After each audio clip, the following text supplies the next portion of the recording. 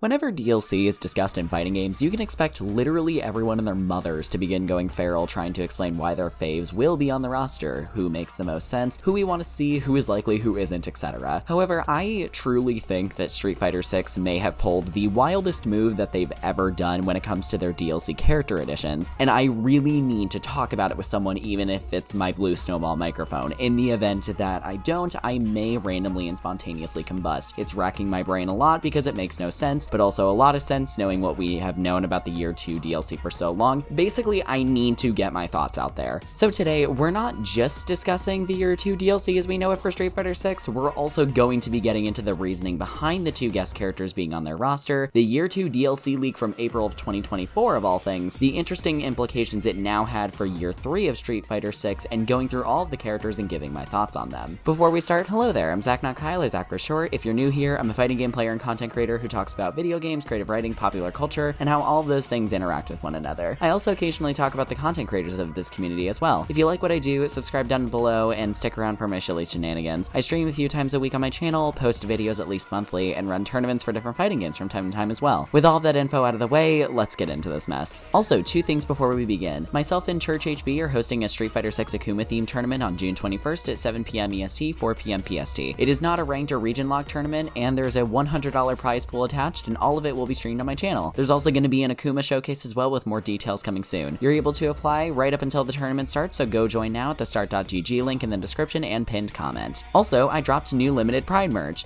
25% of all the proceeds from this merch line are going to be donated to the Trevor Project at the end of this month, so go check it out if you haven't. We have new shirts, hoodies, and a mug with this neat little Pride design I made. Go buy it at zaknotkyleshop.fourthwall.com, and with that, let's go. In the run-up to Street Fighter 6's Year 2, we were hot off the trails of Year 1, which is honestly one of the best lineups for a DLC pack in a fighting game in a while, argue with a wall. With Street Fighter V's lead protagonist Rashid, newcomer Aki, the psycho-fueled Ed, and the love of my life Akuma, this roster of only 4 characters was stacked up really well. Every character had hype behind them and felt perfect for this new era. There was also a very specific leak that was going around in the months running up to the release of Akuma. This leak was made by a person impersonating the high-profile game leaker known as VergeBen, mainly known for their Smash leaks. This leak stated that there weren't just 4 characters in the works for Year 2, but instead that there were 6 currently being worked on for the game. This list included M. Bison, Sakura, Vega, Rainbow Mika, Elena, and a new character that didn't have a name yet, but was either Middle Eastern or African. Keep this list in mind, we're coming back to this later on. The Year 2 roster that we would end up with wasn't this. It was in fact 4 characters, being M. Bison in summer of 2024, Terry Bogard in fall of 2024, Mai Shiranui in winter of 2025, and finally Elena in spring of 2025. Now, I will go out on a limb here and say that there are rarely characters in DLC fighting games that are objectively terrible. However, a makeup of a DLC roster can absolutely be good or bad, and this one I would argue is actually kind of bad. The first thing to mention would be the 2 guest characters composing 50% of the roster and coming out back to back because of the new Fatal Fury game. Obviously, the timing makes sense, but we do unfortunately have to go around anywhere from 7 to 10 months with no new Street Fighter character, with Bison dropping on June 26th and Elena not coming until next year. That's not going to be great for this game. It does promote a competitor that Capcom clearly wanted to work with, but it can't go unstated that Street Fighter hurting their roster like this is going to do some damage. The second is surprisingly Elena. Elena in and of herself is not a terrible pick for a DLC roster. She's quite good.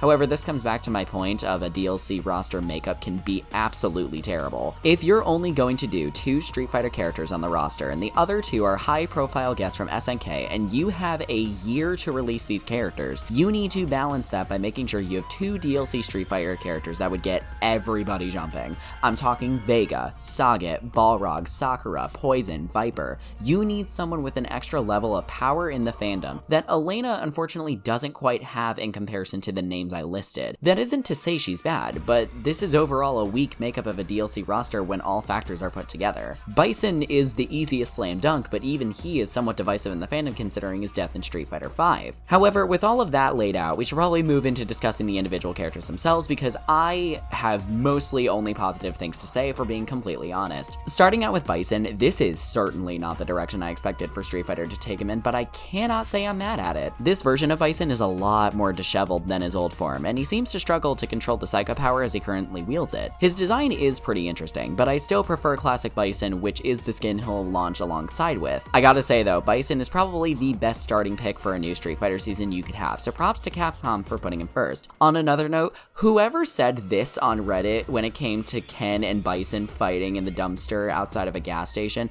I'm sorry, you won. Now, I've talked a lot about the implications of doing 2 guest characters out of the gate for this pass, but to be completely honest, if you're going to do it, Terry Bogard is the perfect guest character that you could have had for not only Street Fighter, but fighting games in general. Having an FGC-based guest character is an amazing way of bringing together communities across the FGC, and unlike Mortal Kombat's guest characters that I have a whole video ragging on that you can probably find a link to somewhere above my head, I can appreciate the sentiment of bringing in franchises from different corners of this game genre.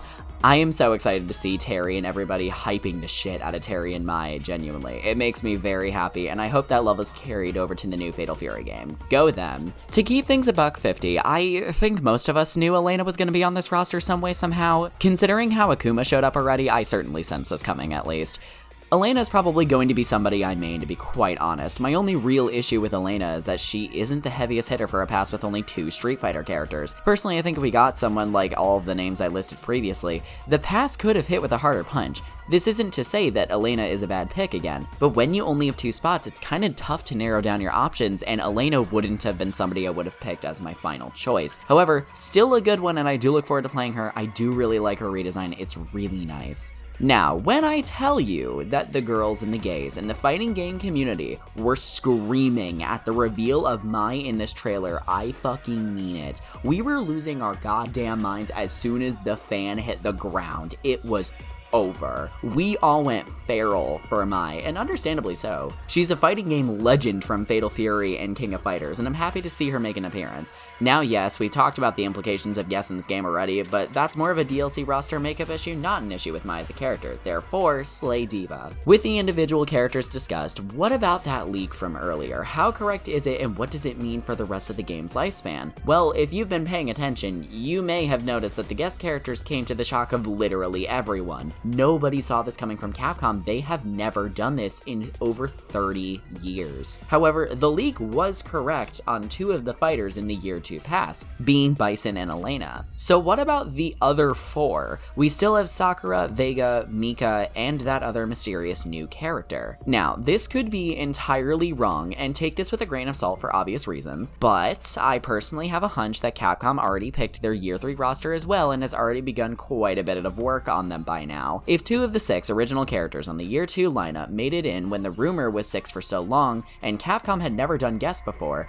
then the 4 we're left with would seemingly fill those spots for Year 3 really well. I mean, it would be one of the best DLC lineups you could possibly have. Mika, a fan favorite and tied to Zangief, who's already in the cast. Sakura, a beloved icon of the franchise and an easy first character for Year 3's cast. And you have Vega, a poster child as well with really good story potential and playstyle, and a new character to continue to show what Street Fighter has to offer in new characters and experiences. I could see this being the case, especially if Capcom is eager to push out the 2 guests of Year 2 as soon as possible to move Street Fighter characters back in the spotlight. Also, can Year 4 please just have a bunch of Street Fighter 4 characters? I would lose my absolute mind if that happened, in all honesty. If we got Viper and Hakan, oh, it's over. I'm streaming Street Fighter for at least a month straight. Now, again, that is just my personal headcanon about it. That could be entirely wrong, and maybe we get more than 4 characters in Year 3, maybe we don't. Maybe we get these characters in Year 3, maybe we don't. I don't really care. As long as it's not more guest characters, I think 2 is enough. I think we're alright, Capcom. But with that, I'm very curious to hear all of your thoughts in the comments below. Are you hyped for Bison, who's coming out in literally a few weeks? Dang, they really do work fast. Are you excited for what the rest of Year 2 has to offer? Are you excited to see what their Outfit 3s are going to be, at least for all the Ultimate Edition people? I don't know how many of you guys are actually spending money on those skins. Are you excited for the new Fatal Fury game that I might make a video on at some point? I don't know if you guys want that. I could do it if you guys do actually want it. I have 2 longer video essays to get out of the way first. Let me know in the comments below. And with that, it is currently way too late in the night and I need to go sleep because I have to leave for vacation tomorrow, and I will be editing this video on an extremely long car ride. Bye, sis.